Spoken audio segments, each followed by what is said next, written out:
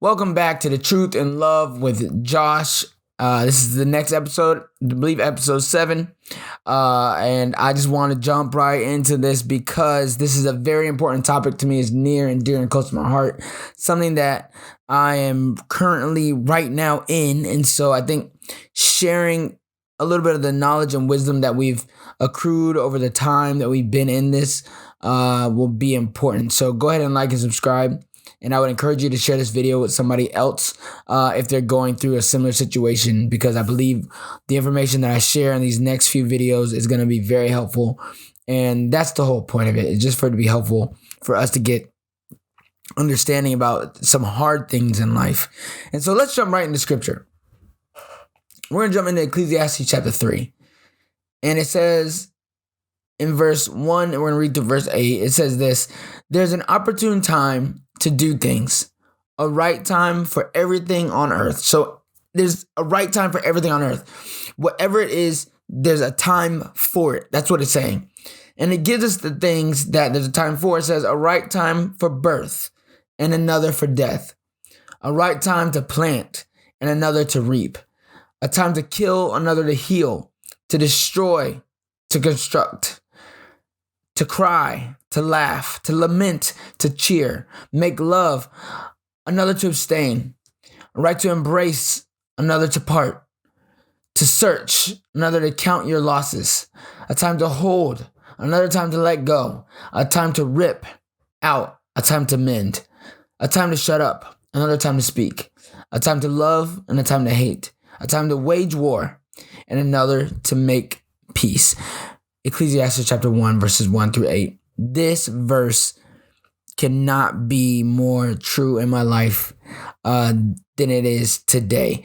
We're talking about cancer, and cancer sucks. It sucks. Me and my family found out that my father had cancer 5 years ago. So that would put us on 2016. It was in December. We found out he had cancer. It was stage 4 prostate cancer.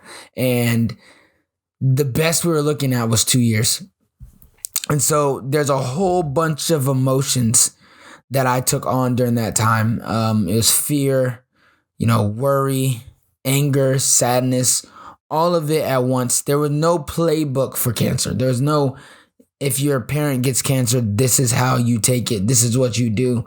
And so we found out in 2016 that he had cancer. I was angry with God. I took a drive to our local McDonald's and just screamed at God and told him, I was like, this doesn't make any sense. Why would you do this? To give a background on my life, my dad's a pastor, missionary. He's been so for 40 years plus. And then my whole thinking was, why would you do this to somebody who's been serving you for so long? What is wrong with you? And so I had a real anger for who God was. And I was reminded, that the rain falls on the just and the unjust. And that in Ecclesiastes, it lets us know there's a time for everything. And of course, when you hear that a loved one has cancer, your automatic thought is, how long do they have? I don't care who you are. You could hear you had cancer, maybe, in stage 1, and you still freak out and say, how much time do I have? What do I do? What's my next step? Can I do treatments? And so we were very bothered by it, and it struck our faith. It struck everything, our foundation, and we really had to hold on to each other. And so one piece of advice I would give to people now is hold on to your loved ones right now, because there'll be a time that you're going to have to hold on to them and trust them more than you would ever imagine. Things I've had to do for my dad over the past few years that I never imagined I would do. And I'll go into that in another video, but I'm going to give you the first, reaction that we had. And it was fear, sadness, anxiety, and worry and anger. And that's okay. Like, if you have these feelings come up when you hear something like a life-threatening disease of sadness and madness and anxiety and worry, accept it. You're going to feel it. There's no amount of encouragement that is going to really pick you up. You have to really pick yourself up and pick your family up at that moment. And me being the son and working with my father, I felt a huge responsibility to be there for my dad, to be there for my mom, to be there for my family, to be there for my sister, and to be strong. That was my first problem. I felt I had to be strong for everybody. And you can't be strong for everybody. You really have to take care of yourself. And so another word of advice is take care of yourself. Make sure you're eating right. Make sure you're doing the right things. Make sure you're mentally in the right space where when something like this happens, you have the mental strength to not only pull yourself through, but encourage other people through. Because all that strength I thought I had when I found out my dad had cancer, it all disappeared. I thought I was strong. I thought I was being strong for my parents. Thought I was being strong for my mom. Thought I was being strong for my dad, my sister. And I would have moments where I would just break down and cry by myself. And even now, it's hard to deal with because of some news we just had that really encouraged me to do this video. But sometimes you can't be strong. Sometimes you are weak. And we know when we're weak, when we're at our weakest, that's when God's at his strongest. And I can say the one truth about the gospel is when you are at your weakest, at the point where you want to give up, at the point where you want to stop, God will come through. And I was at that point. I've been at that point many times. And so a word of encouragement to someone who's found out a family member has cancer or they have cancer, there's highs, there's lows. There's good days, there's bad days. And those bad days, they're bad. You can't change them. You can't change the fact that you're sad, you're angry, and you're scared. You can't change that. You can pray, you can read scripture, you can get encouragement, but sometimes you feel sad, sometimes you feel angry, sometimes you feel mad, sometimes you feel like you're worried. Accept it and find something to hold on to. For me, my anchor thought is Joshua 1:9. And I'm going to read that for you. Joshua 1:9 is my favorite verse. Not just because my name's Josh, but it's my favorite verse in the world. And I'm going to read it in the Message version. It says this: haven't I commanded you? Strength, courage. Don't be timid. Don't be discouraged. God, your God, is with you every step you take. Ooh, tearing up on this one. Because when I was at my lowest low, like the lowest of low when it came to my dad and his cancer and me feeling like I was losing like grip on life, meaning grip on what I could control. This verse would come up all the time. Strength, courage, don't be timid, don't be discouraged. There were so many discouraging moments. Let's fast forward to 2019 after we found out the diagnosis. There's a moment in my dad's ministry where everything went wrong. We lost some of our leaders in ministry. The school we run had a lot of people who weren't happy with us. It was hard. I was discouraged. I was hurt.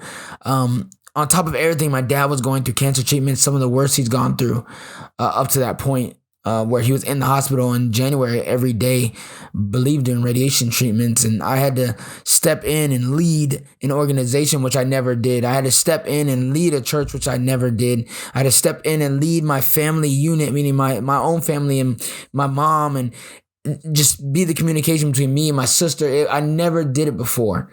And I was discouraged at so many moments. God, am I enough? Can I do this? Am I able to? And the anchor verse that brings tears to my eyes every time is Joshua 1:9, because it's God saying, haven't I commanded you? He didn't ask me. Like, he didn't say, Josh, you need to be. Can you please be? He said, I command you. Strength, courage. Be strong, have courage, and don't be timid. Why? It says, because I, God, am with you every step of the way. So even in my low moments, God's with me. In my high moments, God's with me. When we're feeling very sad about what's going on with my father and wishing we could do more, God is still with me. Joshua 1:9, strength, courage, don't be timid, and don't be discouraged. God's with you forever, always, wherever you are. And so cancer has hit my house in a way where I never imagined it would hit.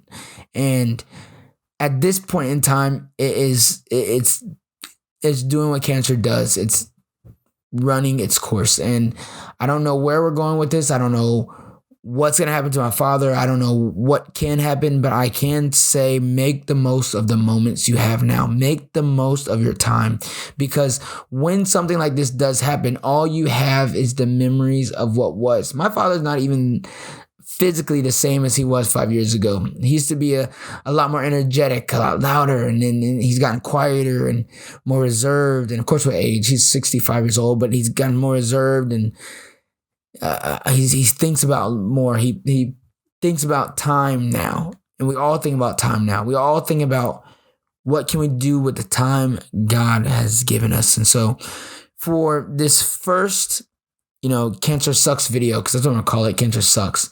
This Cancer Sucks video is, you have to be present, and you have to know that some days won't be the best. Some days you'll have bad days. But know that there is light at the end of the tunnel on those days. Know that you will pull through.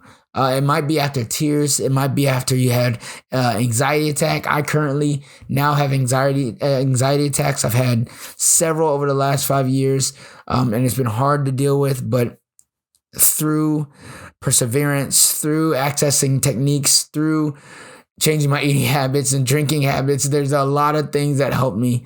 But it's no joke that your time is limited, and the time you have with each other is precious, and that you should really, really hold on to it. And so what I would tell anybody going through cancer diagnosis, or dealing with a parent or loved one or friend or child that has cancer, is value the time. Value the time. There is no price on time. Price is the most valuable thing you have right now. Value it. Your time is valuable. And so I think this is the end of just episode 1 of my Cancer Sucks series, because I really, that's what I feel. And I don't want anybody to have to go through it. That's my prayer for anybody I know, is that they'll never have to go through cancer. I've had several friends lose loved ones over these past few years to cancer, and I just know it hits every household. It doesn't skip a household. So the best way to avoid the hard shock is know that it's out there. Know anybody can get it. How can you avoid it? Getting checked, making sure that your body's feeling right. And if it's not feeling right, go to the doctor. My wife made me go to the doctor about my cough, because I had it for so long and it was just a regular cough, so they gave me antibiotics. But take care of yourself, because your family needs you, and there'll be a point in time when the rain's gonna fall on your house, and you have to be ready. And when I say ready for what's gonna happen, the feelings, the emotions, the pain. Time doesn't stop for you when it happens. Like I said, when my dad got diagnosed and we were going through some of the hardest times, people still were people. People still moved on in life without us. People still moved on in their careers and thought about themselves over you. And so you have to make sure you handle your life with respect. You handle your finances well. You handle your person-to-person contact with your family the right way, because at the end of the day, all you have is time, and you need to know where to allocate that time and how to actually focus on the people who are in front of you and in that moment. Because at this moment in my life, I'm thankful that I've been able to be present with my father, be present here in Japan, and help my mom through this process. And all we can do is pray, because we're on year 5 of prostate cancer, stage 4. And the news we received over the last week was not great, but we're still pushing. We've been through this before, and we know that God is with us every step of the way. So be encouraged in this. When I say there's a time for everything, this too will pass. This time of pain will pass. There'll be a time where we can rejoice that God did what he was supposed to do according to his will, whatever it was. There'll be a moment of rejoicing, and it's not right now.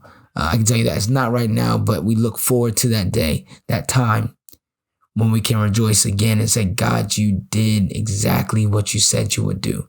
And so I want to encourage you guys to love your loved ones, be present, and keep the faith, and know that God's with you wherever you go. And so I'm going to cut this off here because there'll be another video hitting another topic centered around this topic. But I love you all.